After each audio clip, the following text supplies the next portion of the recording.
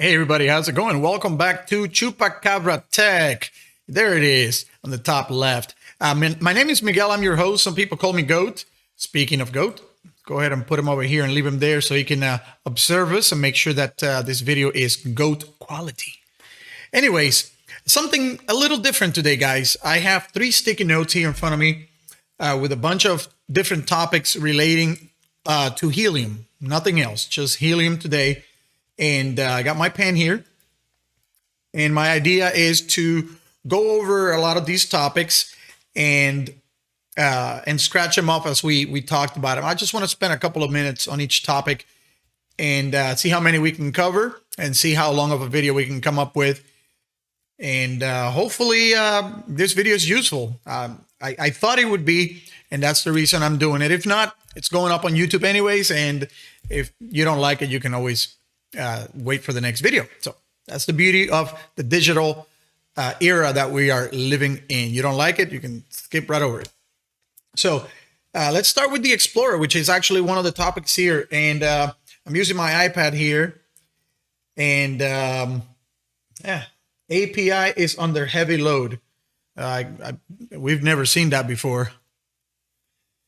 Yes, folks, the Helium Explorer has been under heavy load for I don't know how long now. It's kind of annoying because it is the official helium tool map coverage. It's everything in there, and so it is a little annoying that the Explorer has been having issues, and you know, I don't know if they're updating it. Maybe they are. Hopefully they are. You know, they're going to need to do something about that because it looks like helium is well on their way to 1 million hotspots worldwide at some point. I mean, those numbers are ridiculous. Let me see here. Over the last 30 days, it's close to 77,000 new hotspots in the last 30 days. It's just incredible, folks. So, yeah, something has to be done with the Helium Explorer and hopefully sooner rather than later, because this is our only official tool. Every other tool that we use is, I guess, I don't know if we want to call it aftermarket or whatever, but they're great. You know, I'll touch on those later on, Hotspot RF and all those. They're great tools. But the official tool from Helium is their explorer.helium.com tool. So, yeah.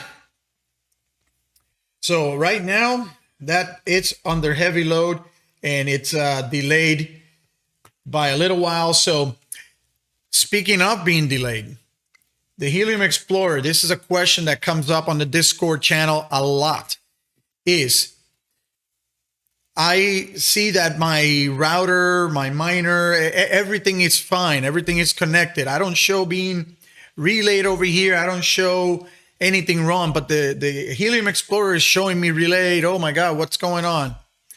Look, I've said this before and I'll say it here in the video. Do not rely on the Helium Explorer tool. It's good for certain things right now, but once you connect your miner, if you just received your miner, let's say, and you connected it and you did everything you're supposed to, you're syncing and whatever it is, just give it time. It's all about time with Helium, folks. I can't say anything else. It's just, unfortunately, everything is about time. Everything takes time. So there are some other tools, and we can probably jump to those.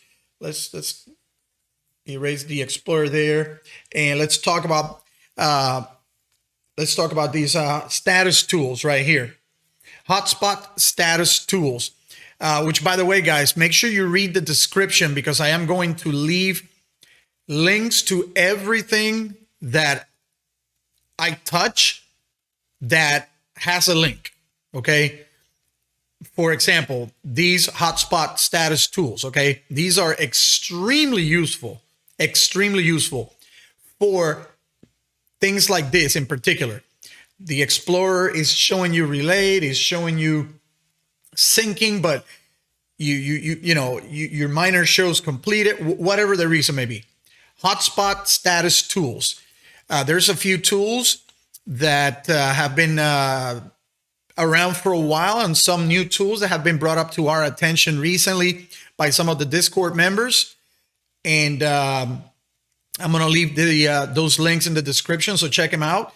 Always check the status of your miner with these tools. These are so much more reliable and accurate than the Helium Explorer. So if you just install your miner and you spend a couple of days already syncing, and it says that it's fully synced, and but the Helium Explorer shows relayed or whatever, if you use one of these tools and you run the program, and all the information that you get back is good, everything is in the green, check, check, check, check, then my suggestion is that you just leave it and wait. Because again, the Helium Explorer is just too slow. It's not accurate a lot of the time. So go by these tools and trust these tools. These are great tools. Let me tell you, they're amazing. They're awesome. And everything that you need to make sure that your Helium miner is working properly is there. And the cool thing is that these tools are free. For the most part, everything that you need from these tools is free. So I'm going to leave links to those. So don't forget to check them. This is probably one of the most important things of this whole video, these tools. So make sure you check those links in the description of this video. So let's scratch that out.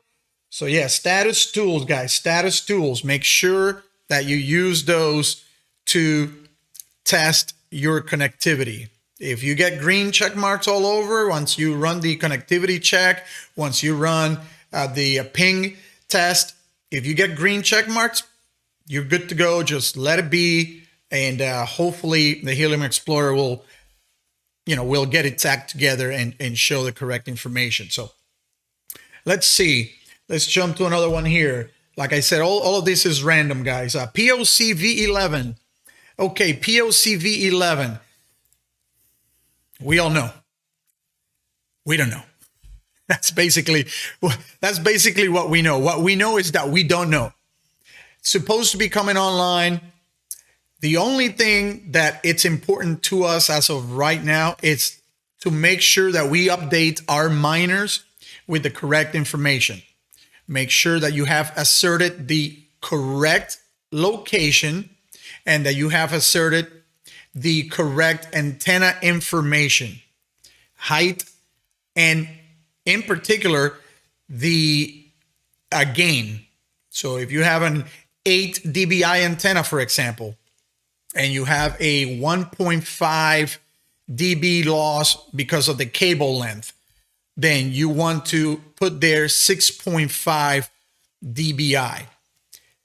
That is what I've gotten from many articles that I have read, including some of the experts, and what I'm getting from some other folks at the Discord. Look, it just seems to me that is the way to do it. Antenna minus cable loss, that will equal your gain. That's the way it is right now. At least that's the way I understand it.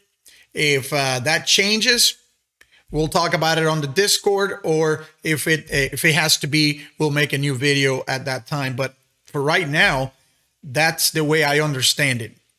Antenna gain minus your cable loss, total cable loss, because if you have a lightning arrestor, if you have different connectivities, different connectors, all of those carry some loss. So make sure you add all of those things, and then whatever your total is, 6.5, 6 dB, whatever, just put the antenna gain minus all the losses equals your true antenna gain. Simple enough. So make sure you do that for PoCv11, because that is probably the most important thing about PoCv11.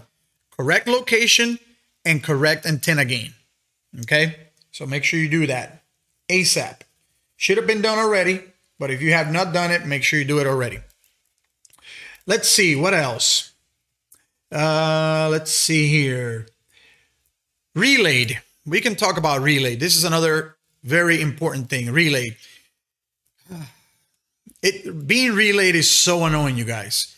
Not only for you when you're relayed, but if you have a hotspot that is not relayed and you have 100 around you that are, that's annoying as well. Folks, you invested money in a device that's supposed to earn you some rewards. Give it a little bit of time, okay? I'm not saying spend 24 hours with it, okay? I'm not even asking you to take an hour. Just a few minutes a day. Check it out. Make sure the connectivity is good. Make sure that you're not relayed. And if you are, then go ahead and do a troubleshooting. Try to see why you're being relayed. All it may need is a restart. For all I know, you might just need to restart the miner. You might need to restart your router, something like that. But if you are relayed, when you go to the Helium Explorer, okay, and you click in one of the miners, let me see if I can pull it up here, guys, real quick. Let me see if I can just show you, because I know of a couple that are relayed right around here in my area. So let's see if the Helium Explorer works with me right here, right now. All I need is to find some information on it. I don't need to get too crazy. Come to me, baby. Come to me. All right. All right, very good. I don't know if you guys can see it or not, but when you're looking at the I don't know if this camera is going to help or not. I don't know. Nope. Anyways, on the little screen here that shows the information on your particular miner, you're going to see hotspot is being relayed. And right next to it, there's a little thing that says get help. You click that and it's going to bring you to a Helium network troubleshooting page. And I suggest you go over that and read it. Okay. It's extremely important, guys. Why is extremely important? Number one, because it affects your earnings. Ta-da. It affects your earnings. Why you spend $400, $500, $600, $700, $800 on a Helium miner that it's just, you're just leaving dollars on the table. Not good. And besides, you are also hurting those around you. So do me a favor. If you have a relayed miner, go ahead and hit that get help button, read through it. If you have not done so, maybe you're new. Maybe you didn't know that you had to forward certain ports, 44158, and things like that. So just go through it. It's okay if you're new and that's happening to you. You're going to learn about that one way or the other. So go ahead and check that out and make sure that you are not relayed. And once you do what you're supposed to do, I suggest that then you go back to those status tools that we just spoke about and you use them to check your connectivity. Okay. So let's see what else. How about miners? It's another conversation that I see. I don't know if it's a newbie thing or whatever, but I've seen it on some of the Helium Discord channels. Which miner is better?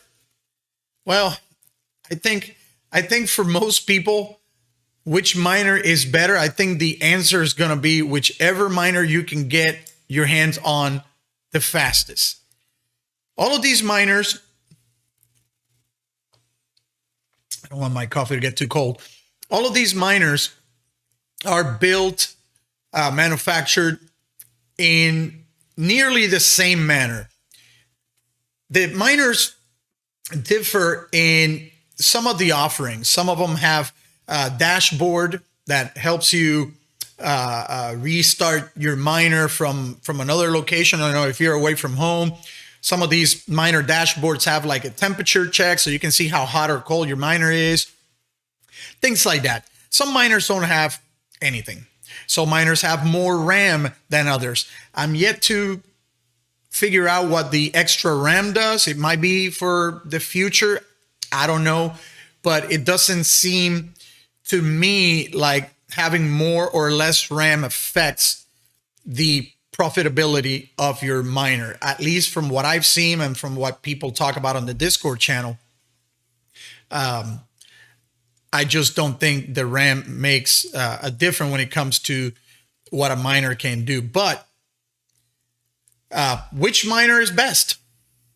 I'd say whatever miner you can get on, activated fastest, whether it be the Bobcat or the Rack Minted, which you can see back there, whether it's the Lynx Dot, SenseCap, all of these miners, folks, are built following a standard. Okay, there are rules for these manufacturers to build these devices so they can stay within the regional legalities. Okay, so as far as miners being built, they're built literally identical. There's the interior components are, it's a Raspberry Pi, and like I said, some of them have more RAM than others, and the factory antenna is different.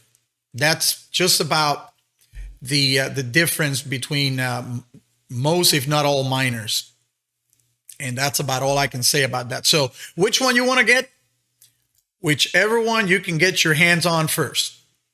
If you have one that you can get today, like maybe go to somebody that's selling one and pick it up right now, or one that you have to wait 5 months for, I would highly, suggest you think about that. How much money could you possibly make in the next 3 to 5 months? Okay, if somebody sells you a miner for $800, that it's supposed to be $500, for example, so they're upcharging you $300. Can you make $300 or more in 3 to 5 months? I think so. So what I'm trying to say is that if you cover that difference, why wait? So this is not financial advice, guys, but this is just things to think about. So we know about miners, which one's best. Do your research, see which miner has the features that you want, and go for it. But internally speaking, they're all built literally identical to work wherever they are going to be working. US, Canada, Australia, European countries, they're all built identically for your region. So let's see what else. Crowded versus not crowded. This is a really cool topic as well, you guys. Crowded versus not crowded. It's another question that I see on the Discord a lot. My area is so crowded. So many people are coming into my hex. I can't stand it. I hate it. Look, you guys, I have spent countless hours on the Helium Explorer just looking at random miners all over the place. I like to look at miners in extremely crowded locations because those are supposed to be the ones that are affected the most, right? Right? That's what they say. That if you are in an area that is super crowded, your earnings are not going to be that good. Well, I suggest you go and do your own research on the Helium Explorer. I suggest you go to some of the more, crowded places, New York, Miami, out west, maybe California, and some of the cities out there. Go to any of these cities and just click random hexes and, that have 20, 30, 40, 50, 60 miners per hex. And go and check them all out. Scroll through the list and see that some of these miners are making damn good earnings. Click on those and see what they're earning and look at their setup. Assuming that their setup is correctly, the information on their setup is correctly on the Explorer, then you could learn a lot from that. You know, I can tell you that some of the miners I looked at in Miami area, in one of the hexes that I think has 62 or 64 miners, there is a guy there that is killing it. And but he is in the top floor of one of those tall rising condominium buildings. And this person's just killing it. And that miner is relayed. But all it's doing is witnessing everybody. But it's witnessing so many of them that it doesn't matter. This person is just bringing in the earnings like crazy. The only thing about that is, though, that if it's relayed, it's only a matter of time before it goes offline. And I know that because I've seen it with 3 miners in my area that have gone from being relayed to fully offline until the owners noticed, and then I guess they restarted the whole thing again, and then they went back online. But then they had to resync because they were behind already. And it's just something that I don't think you want to go through, guys. It just look, take your time to check your miner every day, and keep it active and running. Okay, but like I said, crowded versus not crowded, I suggest you go to the Helium Explorer and do your own research. I personally don't think that being in a crowded area, it's a bad thing. I'm going to say, though, that setup has 100% everything to do with it. If you are in a crowded area and you have a shitty setup, I don't think you're going to benefit from that. But if you're in a crowded area and you have a good setup, your miner's going to be pretty busy, being witnessed and witnessing. Remember, the more miners you have around you, the more beacons are all over the place, and you're going to be witnessing more. It's kind of like Walmart. Volume, it's where the money is, right? It doesn't matter if you make 5 cents per beacon.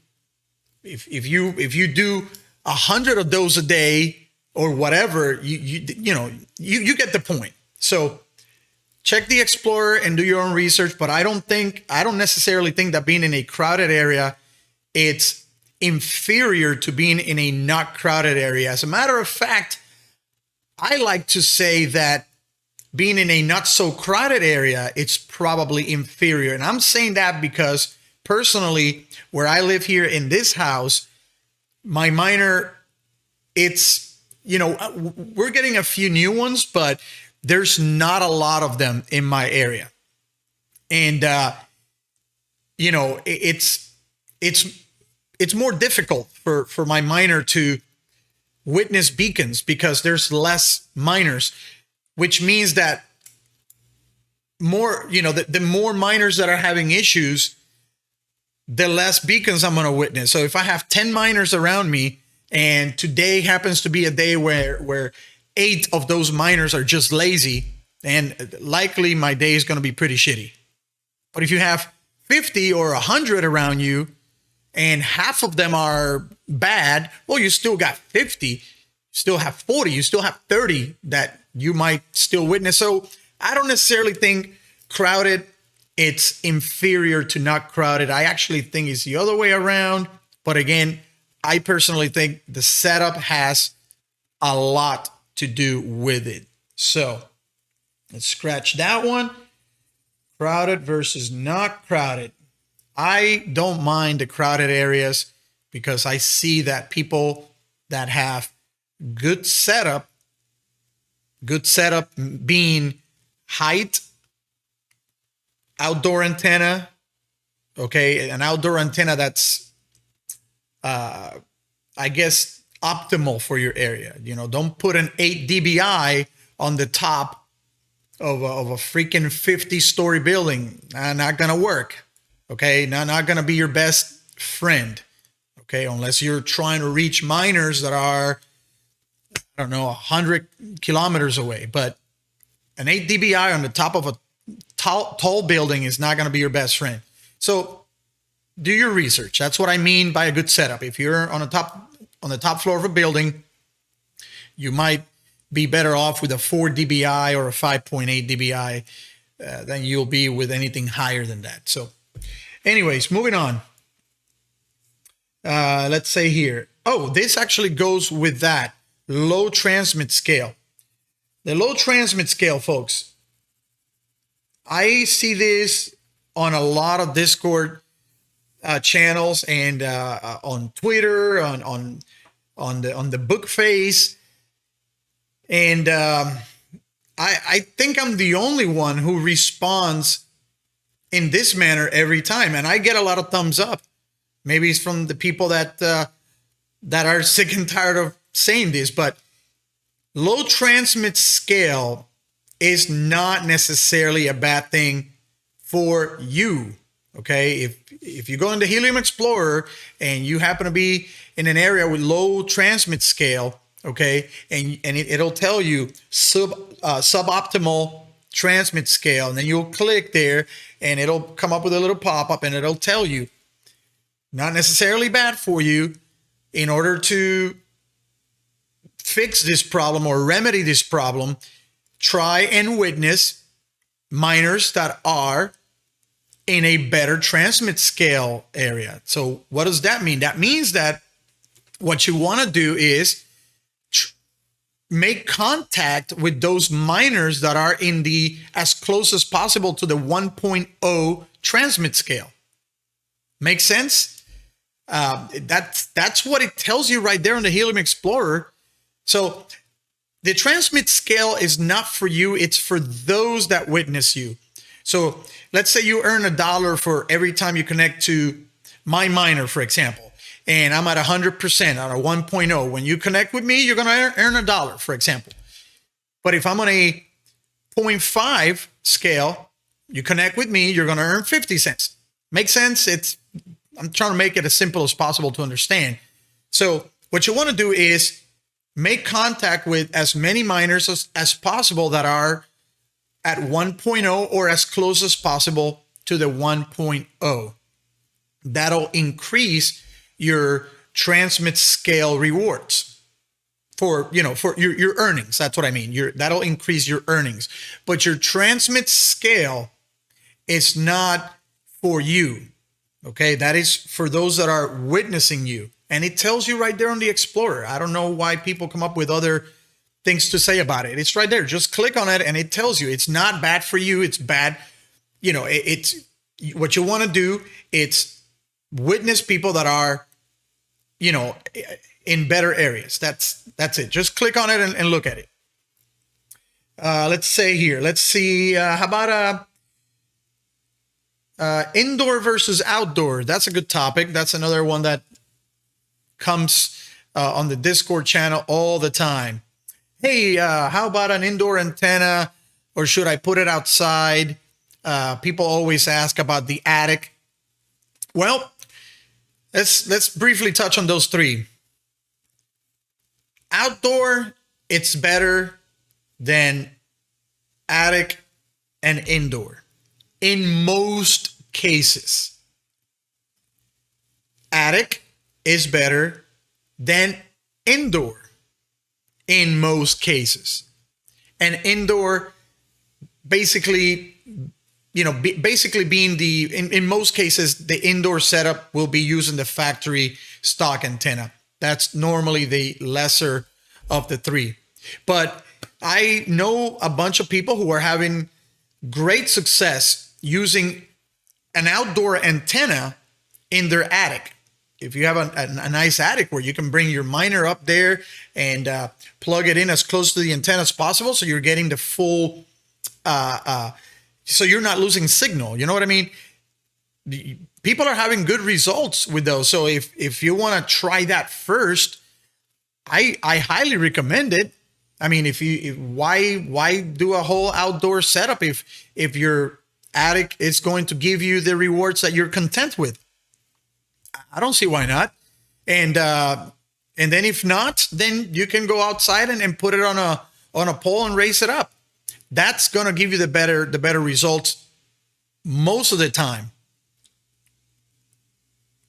So outdoor better than attic, attic better than indoor, indoor being the worst setup most of the time. Don't come at me, don't jump at me. I'm just saying this is all general. Indoor is normally the lesser of the three. Attic is really good for a lot of people. And outdoor is where the big dogs, the big boys hang. It's on the outdoor setup. So do your own research on that. But there you have it. Outdoor is always best for most cases. The antenna install. This I wrote because I couldn't believe what I saw in one of the Discord channels. Somebody was talking about how they bought a Rockland antenna and how they were not being successful. And then you look at the picture of the setup and the antenna was not straight. It was like that at an angle on one of the attic, I don't know what you call those things. Whatever, guys, you know what I'm talking about. One of the pieces of wood. So the guy didn't have it straight. He had it at an angle. And I went and wrote and I said, look, first things first, tons of people are having great success with Rockland antennas, rack antennas. Not everybody's using a layered or a, what's the other one? Whatever, the other one that's supposed to be top notch as well. And people are having great results with their rack or their Rockland. And I recommend Rockland because they're here in Florida. And it's extremely beneficial for us because, it's free shipping and super fast for free. So, and a lot of people are having great results with their Rockland antenna and rack and such. But guys, antenna needs to be straight, okay? Not like this, not like this, not like that. However, if I'm not mistaken, if you put it upside down, it's okay as well, as long as it's straight, because it is an omnidirectional antenna, okay? So you want these antennas to be as straight as possible. You don't want it at an angle because all of these signals being reflected to the ground, all of these signals being reflected up in the air, the signal opens up. But if it's at an angle, how long before you reach something? So extremely important to have that antenna as straight as possible.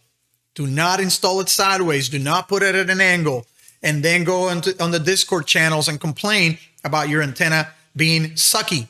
No. The antenna is not sucky. Your setup is sucky. Okay. So fix it, and then talk to us once you've done that. Okay. So there's that antenna install. Make sure you have the antenna installed correctly. And don't forget, guys, every time you're going to unplug the antenna and plug a new one, turn off your miner. Unplug your miner from the power cord before you do anything. Unplug it and then do whatever you need to do with the antenna. I don't care, but unplug your miner first.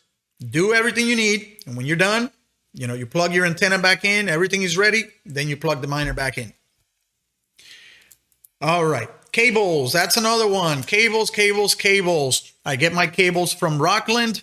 Also, USA Coax has great cables and a great website, great ordering system there. They provide you with really high quality cables. Cables. The longer the cable, the more cable loss, signal loss you're going to have. It is suggested that somewhere around 30 feet or less that you stick to the LMR 400. If you're going to be doing over 30 feet, then you should consider going to the LMR 600. And that is because the coating on those cables, it's better and it protects your signal loss. If you have a 100-foot cable that is LMR 400, you're going to have more loss than if you had an LMR 600 100-footer, if it makes sense. It's very simple. I'm going to leave a link in the description for a site or two that you can plug in your numbers, the type of cable, and see what your cable loss is, which is extremely important. But keep in mind, the longer the cable, the better the cable that you want. Simple enough, right? LMR 400, it's extremely popular because most people, I don't think most people place their antennas higher than 30 feet. 20, 25, 30 feet. It's the norm for most people that put their setup outdoors, on a pole. So LMR 400 seems to be the most popular, but I do know for a fact some people use the LMR 600 to protect their signal. So the better it is, the better. There's no argument there. If you want to spend the extra money just because, then do it. I can't argue with the quality, right? So cables. All right, placement tools. There's a few tools out there, you guys, that are extremely useful, such as Hotspot RF, and Helium Vision, and there's a couple others. And all of these tools are extremely useful if you are trying to find answers to a lot of your questions as far as location, what could my earnings possibly be? What is the earnings average in my area? There's a lot of information on these tools, and I'm going to leave links for all of these tools in the description. So check them out. Hotspot is for free. Some of the features might not, but Hotspot has a lot of great information for free. Hotspot RF gives you, I believe, 10 credits for free when you use my referral link. So I'm going to leave that there. And Helium Vision is another great tool that costs very little. These both Hotspot RF and Helium Vision, in my opinion, they're for the data they provide, for the information they provide you, I think they're extremely cheap, you guys. I think they deserve the amount of money they charge, and I don't think they charge enough. But don't tell them that. But they're extremely useful tool, you guys, and I highly recommend them. And what else? I don't know much about what's going on with the HIP 39, but I was reading about it. I don't know if I'm for it. I personally don't have a problem with fractional numbers. I really don't care. I'm one of these guys that if something is working, don't fix it if it ain't broken, kind of deal. I don't know if I'm for HIP 39. If it passes, I don't think I'll be against it, but I don't know if I'm for it. I just, I don't know. And last but not least, helium trading and staking. There's a lot of questions being asked about where do you, how do you take your helium out and sell it for actual money and stuff like that? Well, I believe, if I'm not mistaken, Binance and Bitmart are the two places where people are doing that. I know Bitmart for sure, and so you can do it through Bitmart if you want to sell your helium for actual money.